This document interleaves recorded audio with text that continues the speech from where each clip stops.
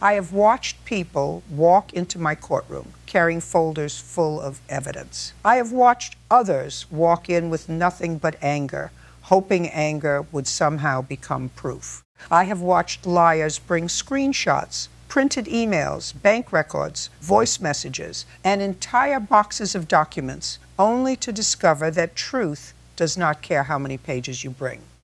But I was not prepared for the morning a woman named Karen deleted every message from her phone except one message, one sentence, one mistake.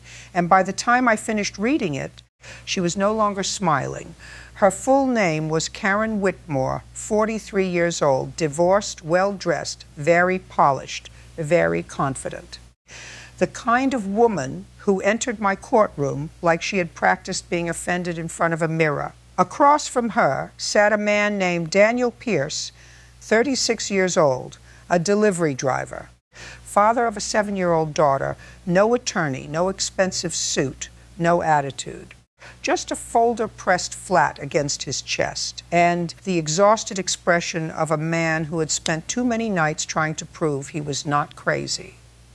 When Daniel first stepped into my courtroom, no one paid much attention to him. That is common. Quiet people rarely attract attention before court begins. Loud people do. Karen attracted attention immediately. She whispered to her friend in the gallery.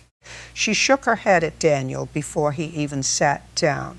She smiled every time her attorney touched the stack of printed papers in front of him. Not a nervous smile, a victorious one.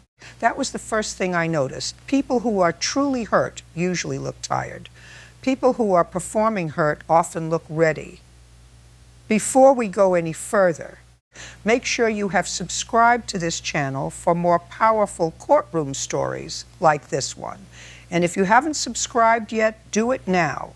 Also, comment below and tell us where you are watching this video from. Now, let me take you back to where this case truly began. At first, the case sounded simple. Karen claimed Daniel had harassed her for months after she fired him from a private delivery job. She said he sent threatening text messages. She said he appeared outside her home. She said he frightened her teenage son. She said Daniel was unstable, bitter, and obsessed. Her attorney described him as a disgruntled worker who could not accept being let go. Daniel claimed the opposite. He said Karen owed him nearly $9,000 for 6 months of private courier work. He said she promised payment again and again. He said every time he asked for money, she accused him of being aggressive. Then one day, according to him, she threatened to destroy his reputation if he kept asking. That was the entire case on paper. Unpaid work, harassment allegations, text messages, a woman who said she was scared, a man who said he was being framed. Nothing unusual until I looked at Daniel's hands. He was holding that folder too tightly, not because he wanted to fight, because something inside him was still afraid of what Karen had already done to him.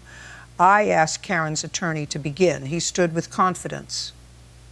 Your Honor, my client hired Mr. Pierce for occasional delivery assistance. The relationship ended when Mr. Pierce became inappropriate and demanding. After termination, he sent multiple aggressive messages, appeared near her residence, and attempted to intimidate her into paying money he was not owed. Daniel looked down. He did not interrupt. He did not shake his head. He simply took one slow breath. That told me something. Innocent people sometimes interrupt. Guilty people sometimes stay quiet. But exhausted people, they save their energy for the moment they are finally asked to speak. Karen sat beside her attorney with her phone on the table, Foxix down, one manicured finger resting on top of it. That also caught my attention. People often touch the object they believe protects them, or the object they fear. I asked her attorney, "Do you have the threatening messages?" "Yes, Your Honor."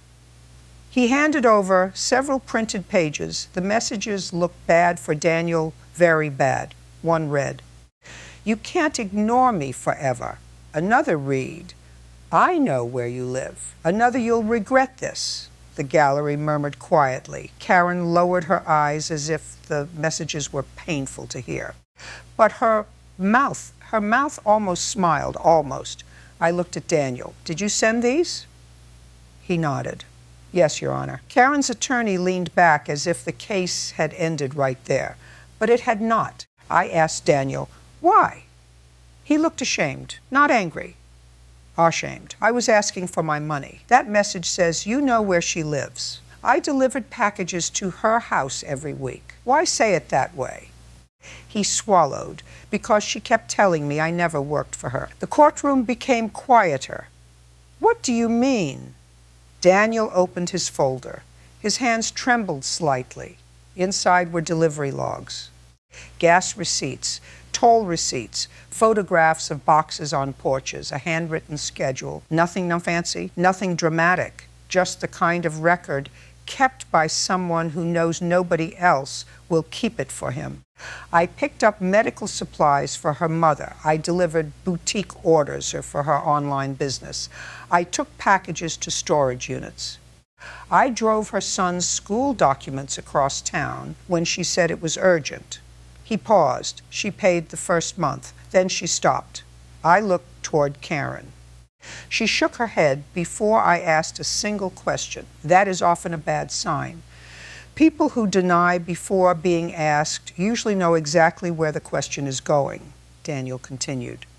I kept working because she said her divorce settlement was delayed. She said she would pay everything together. How much did she owe by the end? $8,740. Karen gave a small laugh, not loud, just enough. Your Honor, he is inventing numbers. Daniel flinched, only slightly. But I saw it. That tiny flinch bothered me more than Karen's laugh.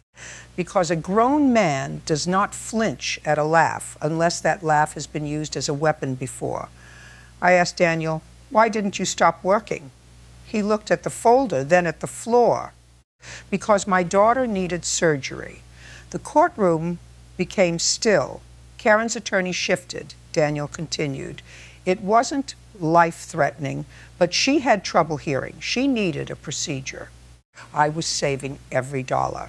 His voice tightened. Karen knew that. Karen looked away. Only for 1 second, but I saw it. Judges are trained to listen to testimony. Experience teaches us to watch the body when testimony gets too close to the truth. Daniel pulled out a small photograph, a little girl with brown hair, missing front teeth, and bright purple glasses. She was holding a handmade sign that said, Dad's Delivery Helper. Daniel touched the photograph with his thumb. She used to help me organize receipts. A few people in the gallery softened. Karen did not. She stared at the photo as though Daniel had placed it there for effect. Maybe he had. But sometimes the truth has a face, and that face makes lies harder to carry. Karen's attorney stood again. Your Honor, emotional photographs do not erase threatening messages. He was right. They did not. I looked at Daniel. Mr. Pierce, these messages are troubling. I know. You wrote, you'll regret this. Yes. What did you mean? He closed his eyes. I meant I was going to court. Karen laughed again. This time I looked directly at her. She stopped. Daniel continued. She told me if I sued, she would make me look dangerous. What exactly did she say? He hesitated. His fingers moved to his left wrist, not the folder, his wrist. He rubbed the skin beneath his shirt cuff. That motion caught my attention immediately. He did it once, then again, then stopped when he realized I was watching. I asked, Mr. Pierce, did something happen between you and Mrs. Whitmore? His face changed. Fear came first, then embarrassment, then the kind of quiet resolve people show when they know silence has already cost them too much. Yes, Your Honor.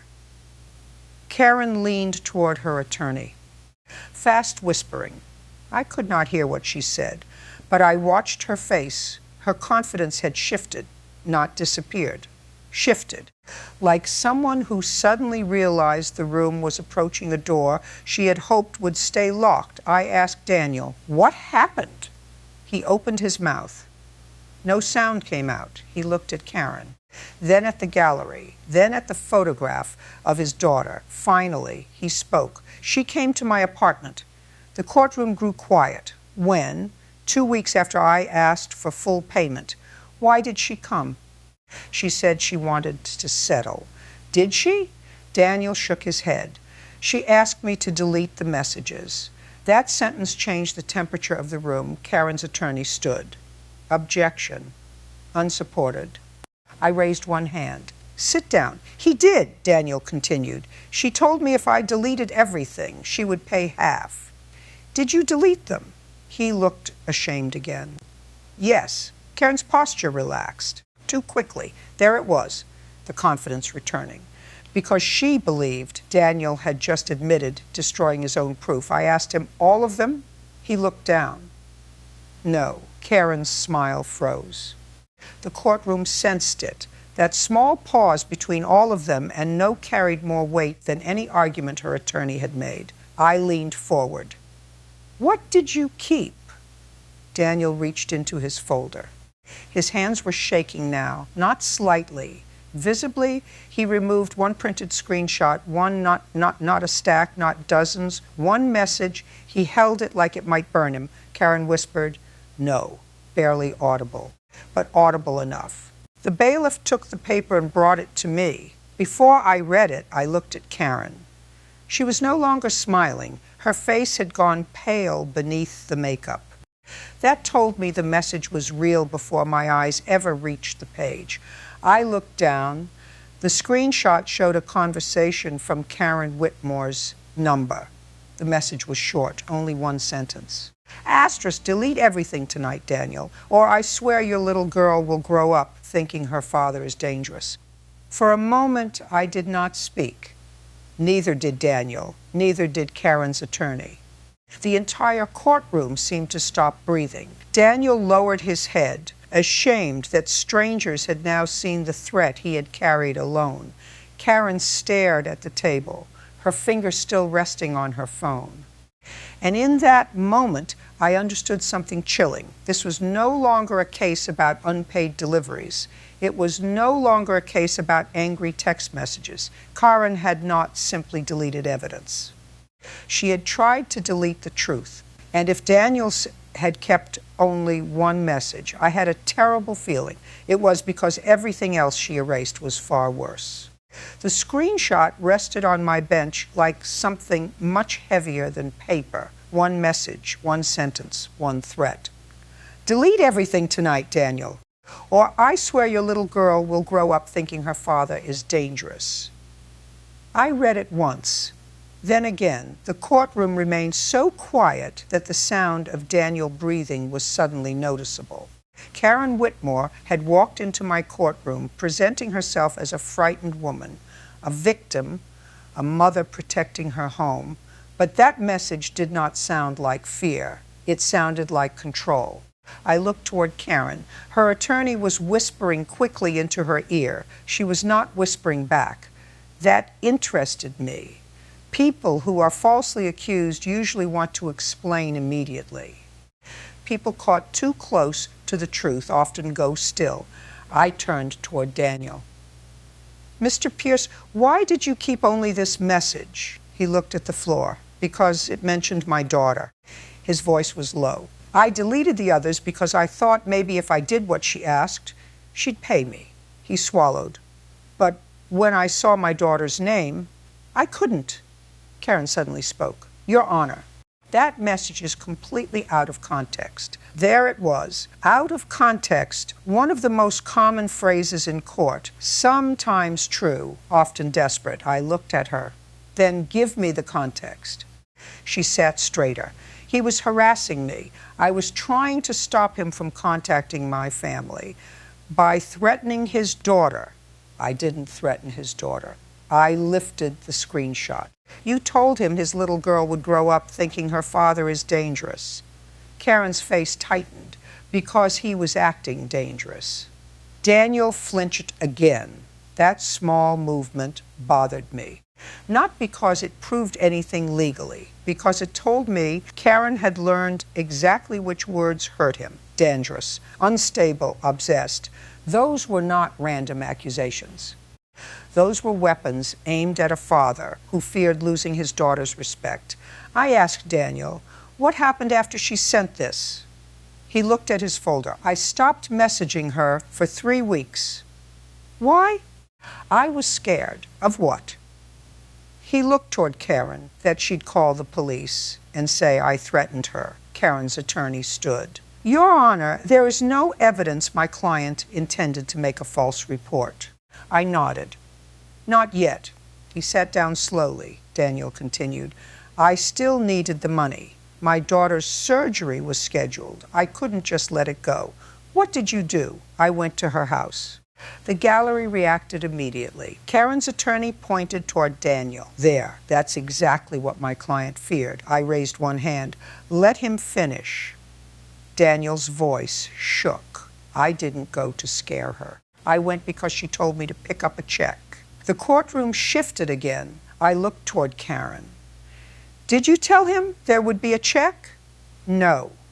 Daniel opened his folder and pulled out another paper. Not a message, a photograph, a picture of Karen's front gate. On the stone pillar beside it was a small white envelope.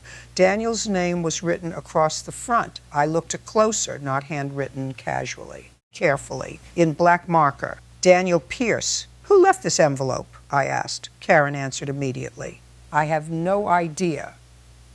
"Too fast," Agan Daniel said quietly. "She told me to come at 7:30.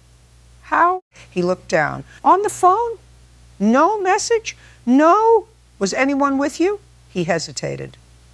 "My daughter." The courtroom became completely still. Karen looked up sharply. Daniel continued quickly. "I didn't take her near the house. She was in the car. She had a doctor's appointment after. I couldn't afford to miss either." His voice cracked slightly. "She thought we were picking up money for the hospital bill." I saw Karen look away. Only 1 second, but she looked away. I asked Daniel, "What happened when you reached the gate?" He swallowed. The envelope was empty. A murmur moved through the gallery. "Empty?" "Yes." I opened it. There was nothing inside. Then, 2 minutes later, the police came. Karen's attorney closed his eyes. That reaction mattered, not because he was guilty, because he was starting to hear the case differently. Daniel continued. "They told me someone reported a man trespassing and threatening a woman." "Did they arrest you?" "No." "They questioned me in front of my daughter." His voice grew smaller. She was crying in the back seat. No one moved. "What did your daughter say?" Daniel looked down. "She asked me why the police thought I was bad." That answer landed harder than any argument could have. Karen had not just threatened Daniel's reputation.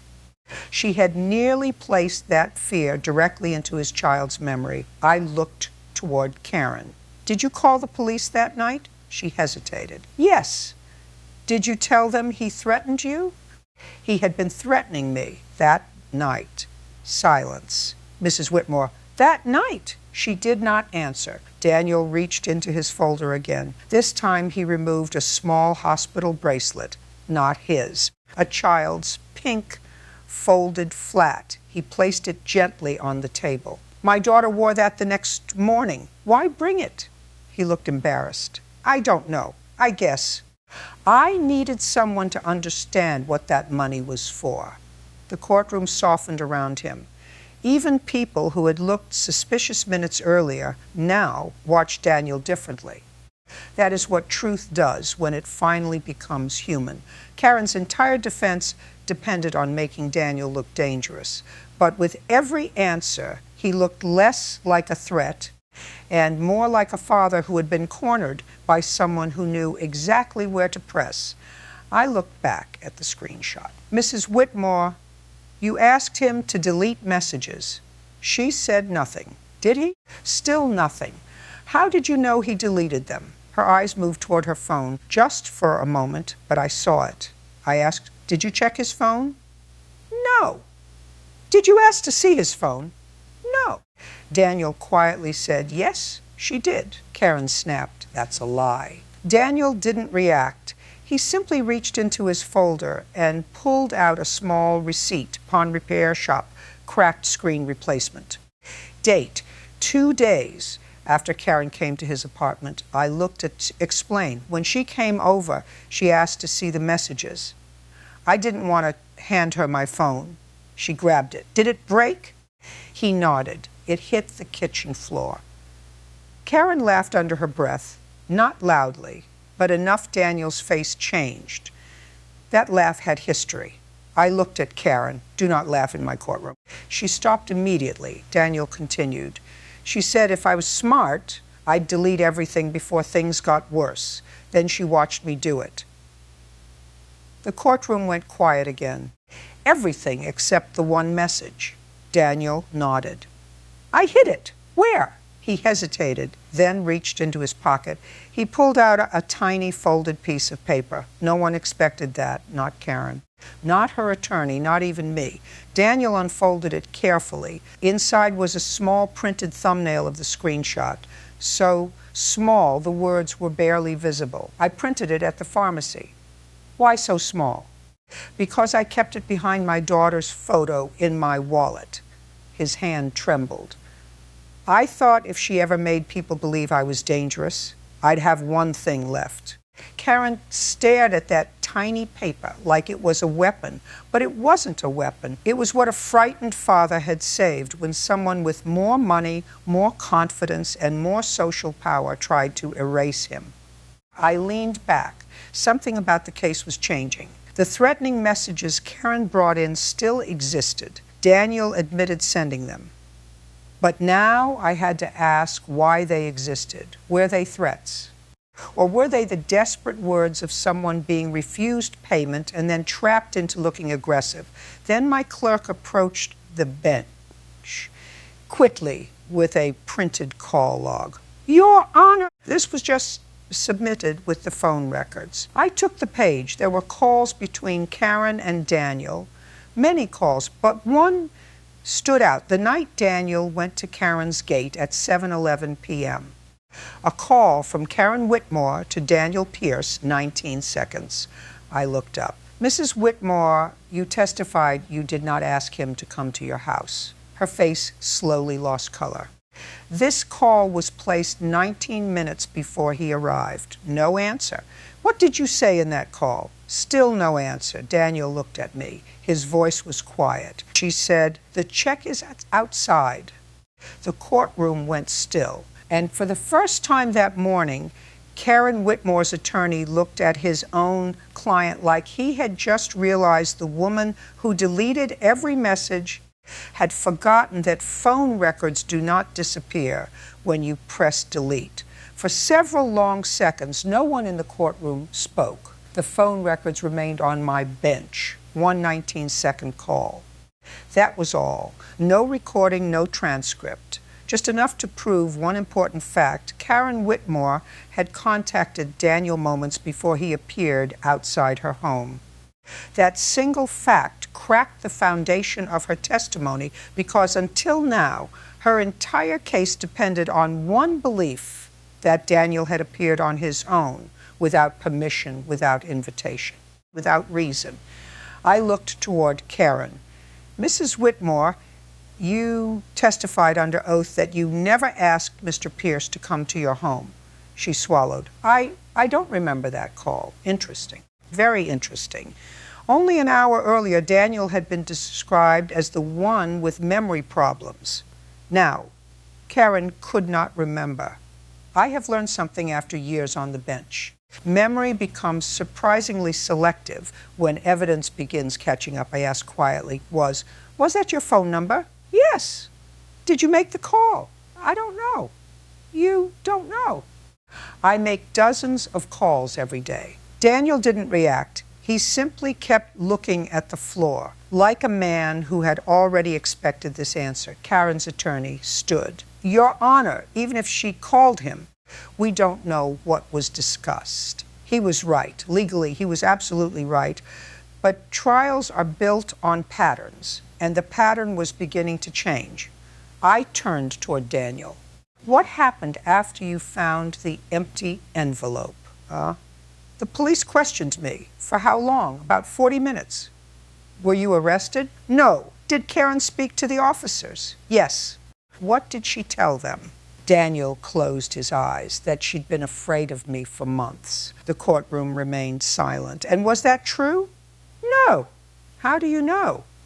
Because he hesitated, then slowly opened the folder one more time. This time, he removed something none of us expected, a birthday card, blue, folded, slightly worn at the edges. I looked at him. What is this? He smiled sadly. She gave it to my daughter. The gallery looked confused. Karen's attorney frowned. Daniel carefully opened the card. Inside was glitter, bright stickers, a handwritten message. Asterisk, happy 7th birthday, Emma. You're the sweetest little helper. Love, Karen. The courtroom grew completely still. I looked toward Karen. She looked down immediately. Daniel continued. This was 6 weeks before she fired me. You brought your daughter to Karen's home? Sometimes. Why? Karen asked if Emma could help organize boutique packages. What did she pay Emma? Daniel smiled faintly. Chocolate milk. A few people in the gallery smiled. Then the smile disappeared because everyone understood what the card meant. If Karen truly feared Daniel, why was she writing birthday cards to his child? I asked her directly. Mrs. Whitmore, if Mr. Pierce frightened you, why were you inviting his daughter into your home? Silence. No answer. Her attorney whispered urgently. She remained frozen. I looked back at Daniel. When did everything change? He answered immediately. The day I asked for full payment. What happened? She stopped calling me family. The courtroom became quiet. What do you mean? Daniel looked at the birthday card. She always said, we're like family. I take care of people who help me. He smiled sadly. The day I asked for my money, I became dangerous. Those words settled over the courtroom because they explained something bigger than this case. Sometimes people don't change. Their need changes, and when it does, so does the way they treat you. Karen suddenly interrupted. He kept pressuring me. Daniel nodded. Yes, I did, for money I earned. Karen opened her mouth again, then closed it. For the first time that day, she had no prepared response. I watched her carefully. Her right hand had returned to her phone, again touching it, almost protectively. That movement bothered me. People don't keep reaching for an object unless they're thinking about what's inside it or what's missing from it. I asked one simple question. Mrs. Whitmore, do you still have the original text conversation? She answered immediately, no. Why not? I delete old messages, all of them. Yes. Daniel quietly looked up. No. Karen turned toward him sharply. What? You don't delete all of them. She laughed nervously. You don't know what I delete. Daniel didn't answer. Instead, he reached into the folder again. His hands were shaking more than before. He removed a single photograph, not a screenshot, a photograph taken inside Karen's office. Months earlier, Karen was sitting behind her desk. Her phone was charging beside her laptop. The screen was lit. Dozens of old conversations were visible, different names, different dates. Daniel placed the photograph on the evidence table. I took that picture the day she asked me to photograph inventory. I looked closely. The image wasn't perfect, but it showed enough mace threads stretching back months, far older than Daniel's. I slowly raised my eyes toward Karen. You told this court you routinely delete all old conversations. She stared at the photograph, then at me, then back at the photograph. No answer. Daniel finally spoke. She didn't delete old conversations. She deleted ours. No one moved. No one coughed. No one whispered, because that sentence changed everything. Deleting every conversation is a habit. Deleting only one conversation is a decision. Karen's attorney slowly removed his glasses. He looked exhausted. Then he asked his own client something so quietly that almost no one heard it. Karen, what else did you delete? She didn't answer him. She didn't answer me. She didn't answer anyone. She simply stared at the phone resting beside her hand, as though she suddenly realized the one thing she believed had protected her, had become the very thing exposing her. Then my courtroom clerk approached the bench again. She looked unusually serious. Your Honor, we received the cloud backups response. I looked at her. Already. She nodded. Karen's face turned completely white. I hadn't even opened the report yet, but her reaction told me something far more important. Someone who has deleted the truth never expects to learn that the truth was saved somewhere else. The words cloud backup response seemed to drain every trace of confidence from Karen Whitmore's face. She didn't ask what was inside. She didn't ask whether it was complete. She didn't even look at her attorney. She simply stared at the table. That was the first moment I became certain this case had never been about missing messages. It had always been about the messages she believed no one would ever recover. I opened the report slowly. Years on the bench have taught me something important. Sometimes the silence before reading evidence tells you more than the evidence itself. Daniel remained standing. His hands rested on the folder, not gripping it anymore, just resting. That small change mattered. Fear had begun leaving him. Karen, however, was holding her phone tighter than she had all morning. I looked toward her. Mrs. Whitmore, when exactly did you delete your conversation with Mr. Pierce? She answered almost automatically. The day after he started threatening me. I nodded, then looked down at the report. The cloud backup told a different story. The conversation had not been deleted once. It had been deleted 3 separate times. First from the messaging app, then from the recently deleted folder, then from the cloud synchronization history. Someone had not simply removed a conversation. Someone had worked very hard to erase it. The courtroom became completely silent. I raised my eyes. Mrs. Whitmore, most people delete a conversation once. You deleted this one 3 times. No answer. Her attorney slowly leaned back. He already knew what I knew. Accidents happen once. That leaves a pattern. Daniel looked at Karen for the first time in nearly 20 minutes, not with anger.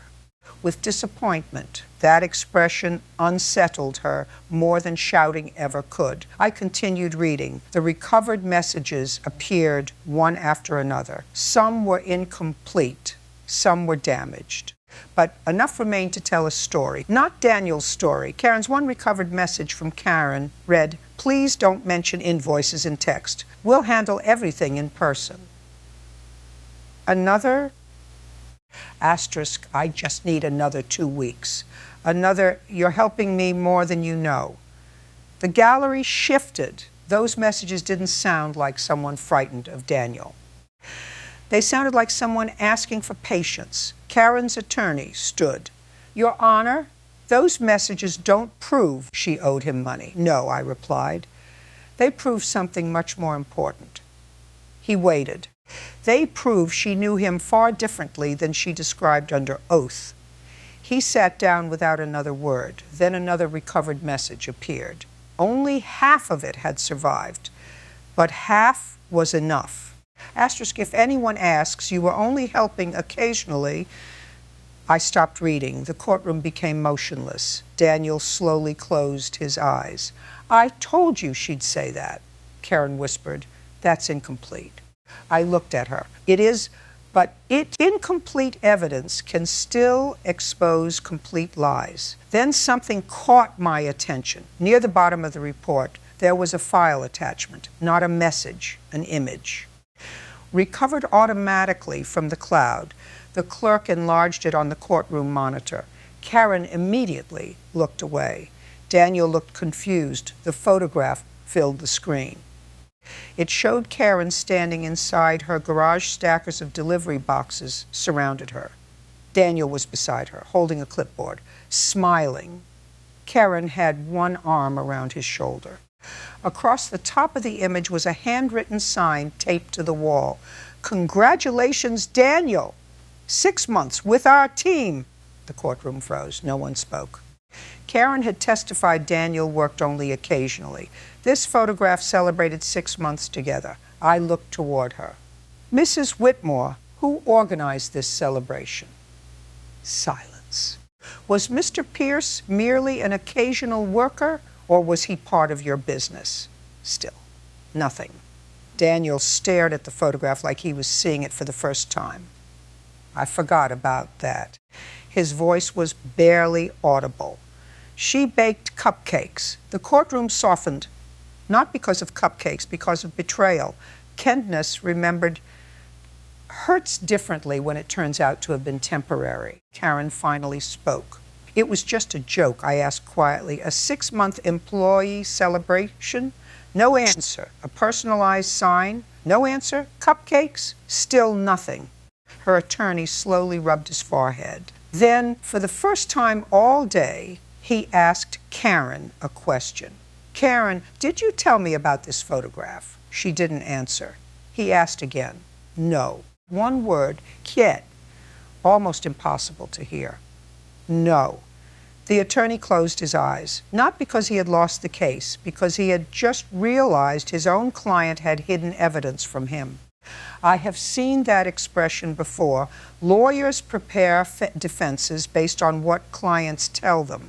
When clients hide the truth, the courtroom becomes the place where everyone discovers it together. Then my clerk quietly handed me one final recovered item, not a photograph, not a text, a deleted voice memo, 23 seconds long, automatically backed up before deletion. I looked toward Karen. Her breathing changed, fast, shallow, almost panicked. She knew exactly what it was. I looked at Daniel. "Have you ever heard this recording?" He slowly shook his head. "No, Your Honor." I handed the file to the courtroom technician. "Play it." The speakers clicked. Stock filled the room. Then Karen's voice, soft, friendly, completely different from the woman sitting in front of me.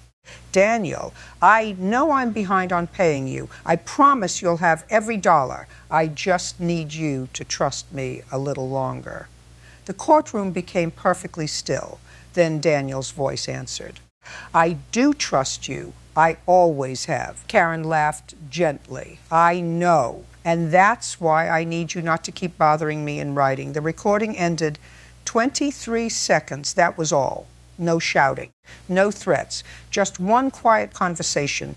But it destroyed the foundation of Karen's entire story, because the woman who claimed Daniel invented the debt had been recorded admitting she still owed him money. I slowly placed the report on my bench, then looked directly at Karen Whitmore. Her confidence wasn't cracking anymore. It was gone. And for the first time since she walked into my courtroom, she looked less like someone who had deleted messages and more like someone who had forgotten that the truth has a habit of saving its own copies. No one spoke after the voice memo ended, not Daniel.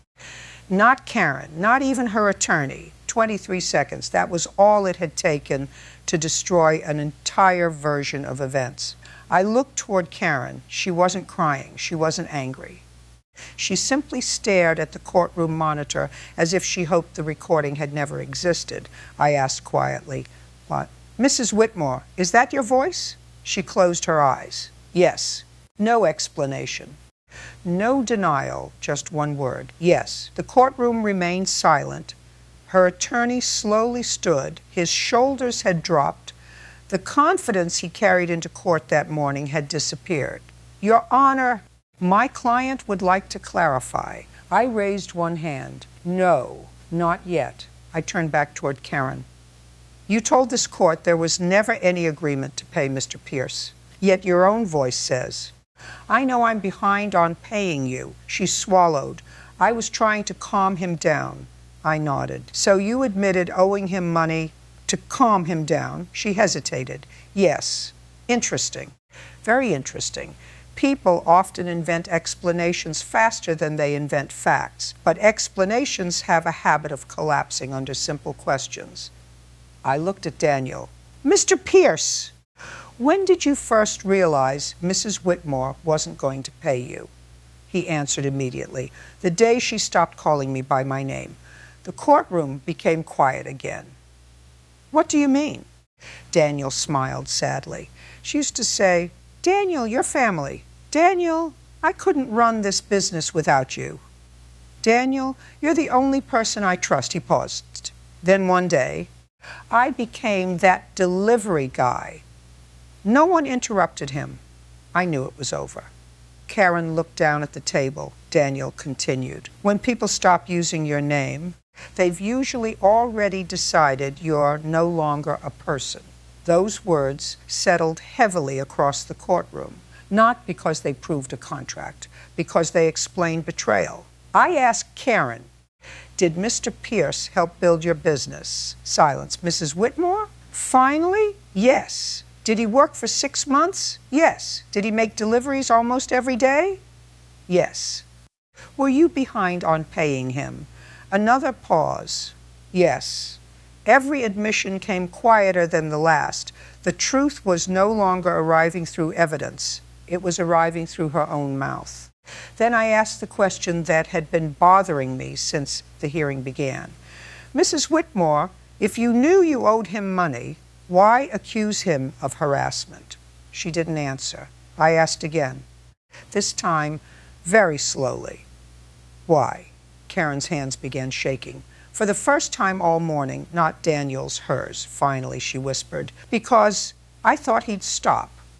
The courtroom remained perfectly still. What would stop? Asking for what? His money. There it was. Still, schiet, devastating. She hadn't accused him because she feared him. She accused him because she believed fear would silence him. Daniel lowered his head, not in victory, in relief. Months of being called dangerous ended by one honest answer. Then my courtroom clerk approached the bench once again, this time carrying financial records, freshly verified. I opened the report. Every payment Karen claimed had been made was missing. There were no transfers, no checks, no electronic payments, nothing. But something else appeared, 3 deposits into Karen's personal savings account. Each deposit matched the exact dates Daniel claimed he should have been paid. I slowly looked up. Mrs. Whitmore, where did these deposits come from? No answer. Coincidence? Silence. Business revenue? Nothing, Daniel quietly spoke. Those were my delivery weeks. The courtroom froze. I compared the dates. First deposit, $2,100. Second, $3,000. Third, $3,640. Total, $8,740. Exactly what Daniel had claimed since the beginning. Not $1 more. Not $1 less. I have seen many coincidences during my career. This wasn't one of them. I looked toward Karen. You didn't forget to pay him. You paid yourself. Her attorney slowly closed every file on the defense table. He wasn't preparing another argument. He knew there wasn't one left. Karen finally began crying, not loudly, quickly. The kind of crying that comes after every excuse has already failed. She looked toward Daniel. I'm sorry. Daniel remained silent. She tried again. I never thought it would go this far. Daniel looked at her for the first time in nearly an hour. It went this far the day you made my daughter afraid of me. The courtroom became completely still because everyone understood something. Money can be repaid. A child's trust is much harder to repair. I looked at Karen one final time. Mrs. Whitmore, you deleted messages. You deleted conversations. You deleted photographs. You deleted recordings. You even tried deleting your own version of events. I paused. But the one thing you couldn't delete was the truth. Her head slowly dropped. She said nothing, because there was nothing left to say. I picked up my gavel. The civil dispute had ended, but something told me the most important moment of this case was still waiting just outside the courtroom doors. The courtroom remained silent, not because the case was over, because everyone understood it had become something much bigger than unpaid wages. Karen Whitmore sat motionless. The woman who had entered my courtroom with printed messages, a polished attorney, and complete confidence, now couldn't even look at Daniel Pierce. Her attorney quietly leaned toward her. "We should stop talking." She nodded, but it was too late. The truth had already spoken. I looked toward Daniel. He was still standing exactly where he had stood since the hearing began. The same worn folder, the same faded photograph of his daughter, the same tired eyes. Only one thing had changed. He no longer looked like a man trying to convince strangers he wasn't dangerous. He looked like a father who had finally been believed. I placed both hands on the bench. "Mr. Pierce, you've waited a long time for this day." He nodded slowly. "Yes, Your Honor. Tell me something. If Mrs. Whitmore had simply paid you the money 6 months ago, would we be here today?" He answered without thinking. "No." "Would you have sent those angry messages?" "No." "Would you have gone to her house?" "No." "Would the police have questioned you in front of your daughter?" His voice broke. "No." The courtroom remained perfectly still. That was the answer I had been searching for all morning. This case had never started with harassment. It started with betrayal. Karen had taken a simple debt and turned it into a character assassination. She hadn't merely refused to pay Daniel. She had attempted to destroy the only thing more valuable than money, his reputation as a father. I turned toward Karen. "Mrs. Whitmore, you told this court Mr. Pierce frightened your family." She remained silent. "You told this court he fabricated a debt." Silence. "You told this court he became obsessed after losing his job." Nothing. Then I held up the recovered voice memo. "Yet your own voice admits you owed him money." I lifted the phone records. "You invited him to your home." I lifted the financial report. "The exact amount he claimed was transferred into your own savings account." Finally, I held up the single screenshot, the one message she had forgotten to erase. "Delete everything tonight, Daniel, or I swear your little girl will grow up thinking her father is dangerous." I looked directly at her. "Mrs. Whitmore, this court is not troubled by what you deleted. It is troubled by why you deleted it." Karen slowly covered her face. For several seconds, the courtroom heard nothing except quiet crying. Then she whispered something so softly that only the microphone captured it. I didn't think he'd keep that one. Daniel closed his eyes, not in satisfaction and exhaustion. "I have learned something after years on the bench. Liars often believe they must erase every piece of evidence. Truth tellers usually survive because they save the one piece they cannot afford to lose." I entered judgment. The court finds that Mr. Pierce performed substantial work for Mrs. Whitmore. The court further finds that Mrs. Whitmore knowingly withheld payment while attempting to create a false narrative that would discourage Mr. Pierce from seeking lawful recovery. I therefore award Mr. Pierce the full amount of unpaid compensation, $8,740. I paused. Additionally, I award compensatory damages for the financial harm caused by the wrongful withholding of payment, and punitive damages for the deliberate destruction of evidence and bad faith conduct demonstrated throughout these proceedings. My gavel struck once. The sound echoed through the courtroom. But the moment I remember most happened after the ruling. Karen's attorney quietly packed his briefcase. Without saying another word, he walked away from the defense table. Karen remained seated, alone. Daniel picked up his old folder. He placed the photograph of his daughter back inside. Then he turned to leave. "Mr. Pierce." He stopped. "One last question." He turned back toward me. "What are you going to do with the money?" The courtroom waited. He smiled, the first genuine smile I had seen all day. "My daughter's surgery is already finished." I looked surprised. "You found another way," he nodded. "My co-workers found out what happened. They collected the money." The gallery became silent. "I've spent the last 4 months paying them back $1 at a time." He looked down at the photograph again. "So this money," he smiled through tears, "this money finally lets me pay back the people who believed me before a courtroom ever did." No one moved. Then Daniel reached into the folder one final time.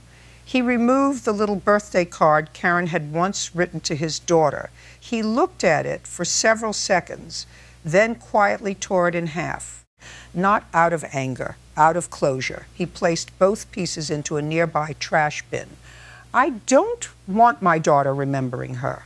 He looked toward Karen. "I want her remembering the people who helped us."